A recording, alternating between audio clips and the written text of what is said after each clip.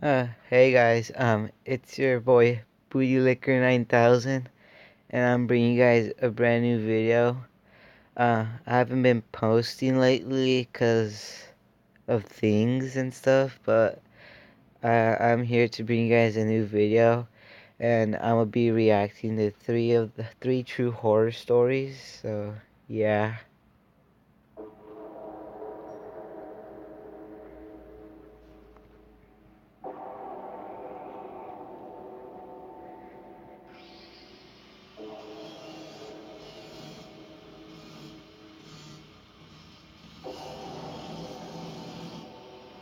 When me and my troublemaking friends were 13 years old, one of the many rowdy and mischievous things we would do would be Saturday night ding-dong ditch sessions. 10 years ago, we all lived on the same block in a typical suburban neighborhood. At the time, there were a lot less houses and more woods, though. Shit's I'm going kinda to make up names creepy. for my friends for the case of this story. There was Mark, James, and Matt. Either Mark or James were usually the ones to go up to the houses and ring the bells. Matt and I, on the other hand, would usually find hiding spots right away. We hit about 5 or 6 houses. I remember all of the men who answered the doors gave pretty much the same reactions. They'd step out onto the stoop, one or two would yell something, and then they'd walk back inside. For a couple of houses, we'd ring the bell again for a better reaction. One guy yelled he was calling the cops the second time, so when he shut his door, we all booked it down the street and went to the next block over. As I mentioned, 10 years ago in this neighborhood, there were patches of wood sitting where houses sit today.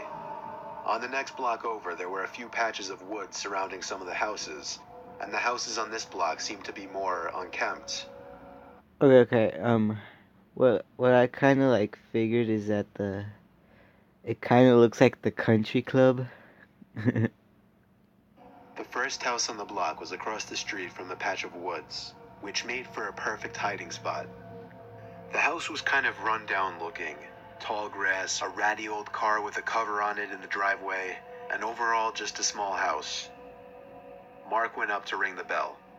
He barely had time to make it across the street before the door opened. It was another man to answer the door.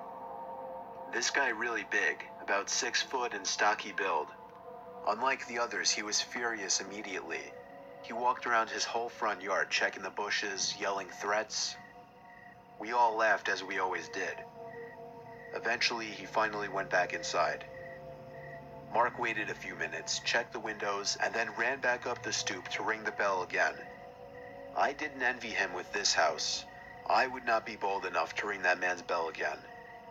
Mark knew he probably didn't have as much time, so he ran to the side of the house and out of sight.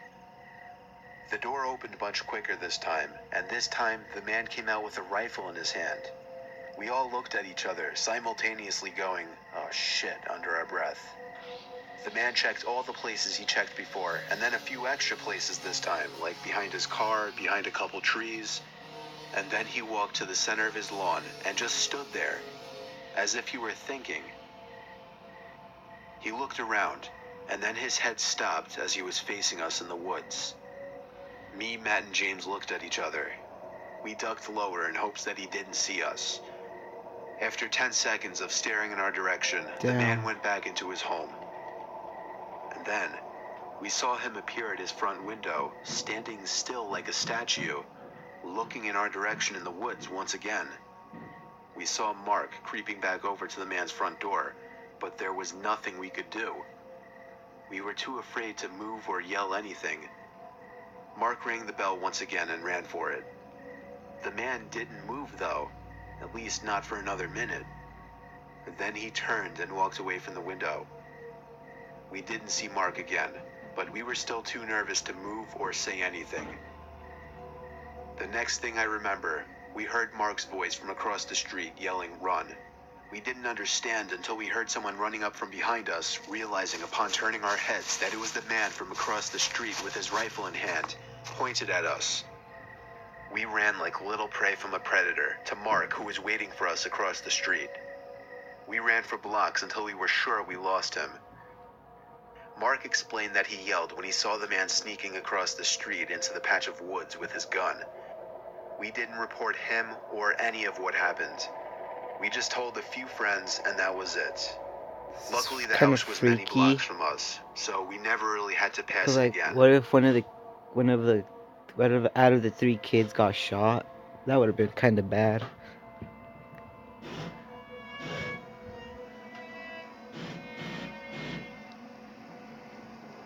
I lived in a house from hell for a couple of weeks.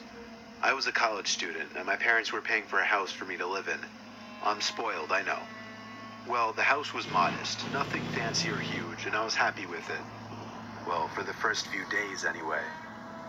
Then things quickly started getting strange.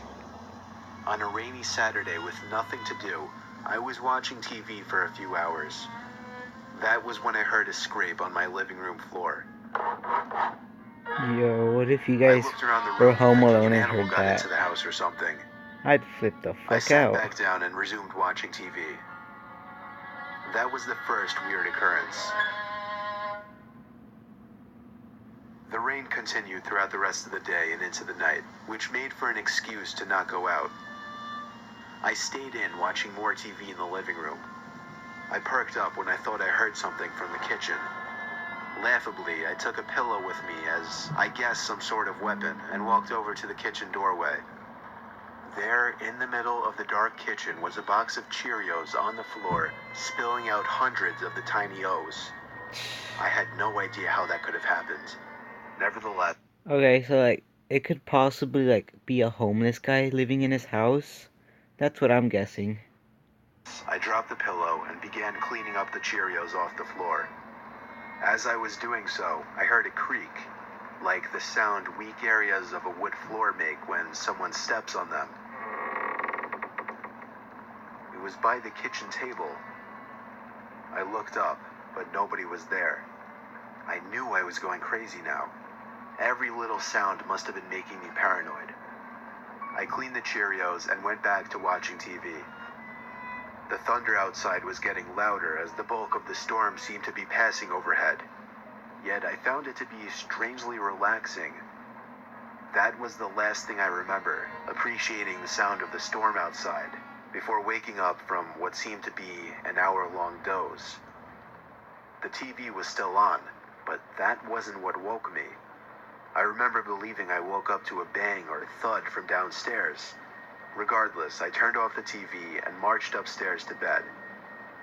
The next day was normal, as was the day after that. It wasn't until the next gray, rainy day that strange things started happening again. I woke up in my bed that morning feeling like I had been drinking all night the night before. I felt sicker than I'd ever felt with any hangover before. I didn't do much walking around that day. The gloomy, dark weather only made me more bedridden.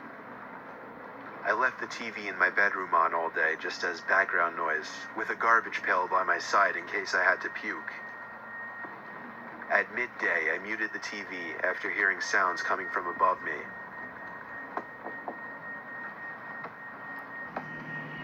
What would you guys do if that happened to you guys? The attic. The attic door was actually in my bedroom, and most of the attic was built over that bedroom. It wasn't just one thud I heard, it was 3 or 4. I managed to get out of bed, despite the fact that every time I moved, I wanted to puke. I pulled the string to the attic door down, took one of my old baseball bats with me, and climbed up the steps. I pulled the light switch down to light up the attic.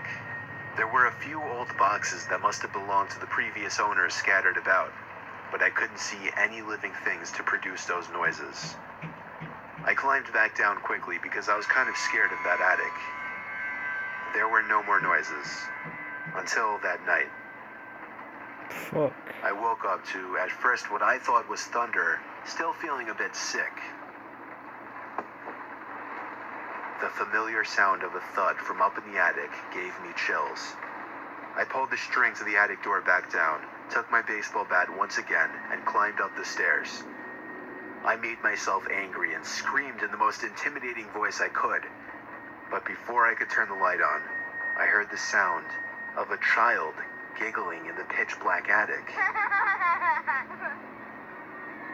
Words Fuck. cannot describe the That feeling just of creeped me the weightlessness, fuck the out. feeling of my insides dropping inside of my body, the fear that I felt.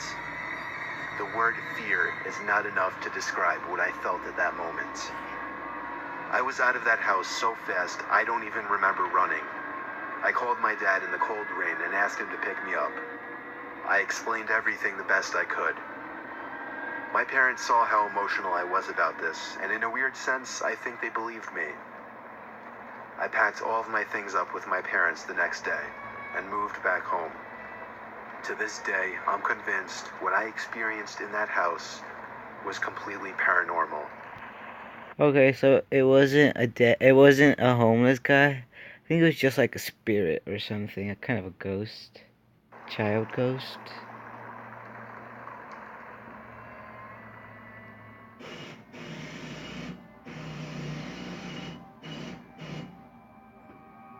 I used to work as a maid for some old lady for a couple of weeks when I was 20. She had a really big yet old house on a property that could have been beautiful if she had actually taken care of it. She had 2 acres of land surrounded by woods in 3 directions and the road on the other. The house itself was ancient, mostly made of wood, and the interior was really, really dark. She would often keep the blinds shut in some rooms for reasons I didn't understand. I would sometimes open the blinds to let some sunlight in, only to find that she'd have shut them by the next time I entered the room. She lit some rooms by candle, which made the house seem even more prehistoric from the inside. To top it off, the wood floors were creaky as hell just about everywhere in the house. The woman's name was Mel. She was around 70 years old. The kind of work Mel would have me do would be mostly physical stuff that she couldn't do very well anymore, like sweeping, dusting, cleaning dishes, doing laundry, sorting mail, and other things of that sort. One weekend, Mel asked me to sleep there for a night or 2. The house had like 4 bedrooms, yet she lived alone, so it wasn't an issue. Well, this takes place over the course of a Friday, and technically a Saturday as well. I arrived as per usual on Friday, speaking very few words to Mel. I dropped my backpack full of my clothes and cosmetics onto the bed in the bedroom that I was going to be sleeping in. As I turned to the door, I saw Mel standing by the doorway. She had a creepy way about her, and this entrance was no exception. She didn't say hello, which wasn't as weird as it sounds. She just instructed me to clean the bedroom right away. After that, she just told me to simply straighten up the whole house, and then she went upstairs. I didn't see her for the rest of the day, but I would occasionally hear her walking around upstairs in her bedroom. Fuck, that's It was hella weird, creepy. she would seem to walk back and forth. There Fucking were no crazy old TVs in bitch. this house, so I didn't know what she could have been doing. One thing that I found bizarre was how protective she was of her basement. She made it clear it was completely off limits and she didn't want me going down there. Nighttime She came and probably I has went to dead bed bodies early. down there. This was before smartphones were a thing, so I didn't even know what time it was. It was probably 9 or 10 o'clock though. For the first few hours everything was peaceful. However, I still had trouble falling asleep given that it was the most uncomfortable bed I'd ever been in. It felt like hours later that I started hearing footsteps outside my room on the creaky floors. It sounded like Mel was passing my room really slowly. Maybe she was just going to the bathroom. A few minutes later, I heard her footsteps again, but then she stopped outside my door this time. I sat up and listened. I could hear the creaking from behind the door of Mel standing there, Oh and it my was starting to god. creep me out. She finally walked away. I heard her go down the stairs, and then I heard a door open and close from downstairs. I had a feeling it was the basement door. It was a while later that I heard the door open and close again, and then heavy, slow footsteps coming up the creaky stairs. The footsteps once again came to my door, This is why then sometimes old stopped. people creep me out. I sat up once again to listen, and I could hear creaks of pressure on the floor outside the door. And then I heard the doorknob start to turn. I laid back down and pulled the Fuck, sheets dude, over my me and hands are pretended just to be sweating by asleep. watching this. I heard Mel take a few steps into the room, pause, and then leave. She went back to her room and shut the door. I was a bit disturbed. This was very bizarre behavior. I waited about half an hour before deciding I had to see what was in that basement. I got out of the rickety bed, tiptoed to the door, and then tiptoed down the stairs the best I could. I opened the heavy basement door, flipped on the lights, and crept down the stairs. I made it to the bottom step and held in the urge to scream. There were 2 old wooden chairs dead center in the basement, and there were 2 of what I could only describe as decaying corpses with wigs on them sitting in them. Fuck yeah, I knew The it. sight of a bug crawling on one of them made me want to puke even more. Ugh. I brought myself to walk deeper into the basement, closer to the corpses. I had to make sure they were real. Both of the corpses had men's wigs on them. The bigger of the 2 also had a beret on. I don't know much about corpses. I would or their rate probably of decay, shit myself really but I'd bad say if I these saw corpses that. were both almost a year old. I felt like my heart stopped momentarily when I heard footsteps coming from upstairs on the first floor. I couldn't make it to the light switch. I had no She's time. just an old lady. Just I hid run, behind one of the dumbass. couches in the basement as I heard slow, heavy footsteps coming down one creaky stair at a time. I had Fucking my hands clothesline covering her. my mouth as I heard Mel reach the last stair. I heard her whisper my name. For half a second, I looked around the couch and saw Mel halfway across the basement already with a big kitchen knife in her hand. I knew she would be too slow to catch me, so I ran for it to the stairs. She screamed my name and followed as fast as she could. When I made it to the first floor of the house, I ran upstairs to the bedroom I was sleeping in to grab my backpack. By the time I ran back downstairs, Mel was at the top basement step. I ran out the front door and to my car. I turned it on, caught my breath, looked to the front door of the big old house, and saw Mel standing there. I drove off the huge property and down the road, making it back home within 10 minutes. Fortunately, I never gave Mel any of my information, such as my address or my phone number, so she was never able to contact me again. If I had to guess, I'd say one of those corpses belonged to her dead husband that she'd mentioned twice to me. As for the other, smaller corpse, I have no idea. But regardless, it was a disturbing scene to witness, and something was way off about that woman.